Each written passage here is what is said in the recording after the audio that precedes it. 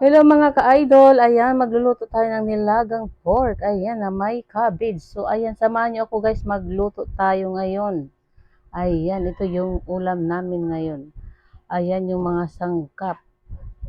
Ayan, nakita niyo naman yan guys, di ko na kailangan sabihin, nakita niyo naman. So, ayan guys, ay magluluto na tayo. Ito, nagpakulo na ako ng tubig dyan. Ilagay na natin yung kamatis, sibuyas, pati yung siling haba, ayan.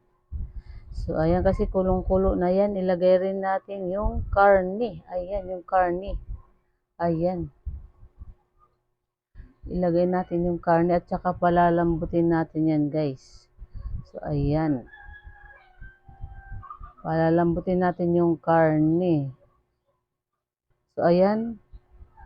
Kulong-kulo na talaga siya, guys. Ayan, lagyan na natin yan ng ilagay natin asin. Ayan, ilagay natin ng asin. Ayan. So, ayan, 3 scoop. Ayan, ano lang yan, 3 spoon. 3 spoon, ano na talaga, nakatansya ko na yan, 3 spoon. Ayan, haluin natin para mag-combine yung ano. Tapos, lagyan natin ng ricado, guys. Ayan. At saka pamintang buo. So, ayan, guys.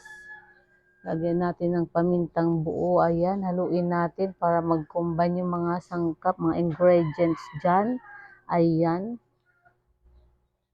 So, ayan, ilagay na natin yung cabbage. Ayan, yung repolyo natin. Ayan, ilagay natin yan, guys. Para yummy yung ating nilaga. So, ayan.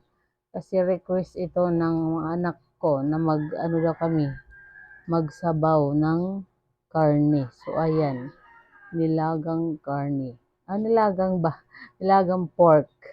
O, ayan, lagyan natin ng pampalasa ng magic sarap. Ayan, di mawala sa lutuin pag magluto talaga may magic sarap. So, ayan, masarap na. Lalo pang sumarap. Ayan, charot. So, ayan guys, tikman na natin.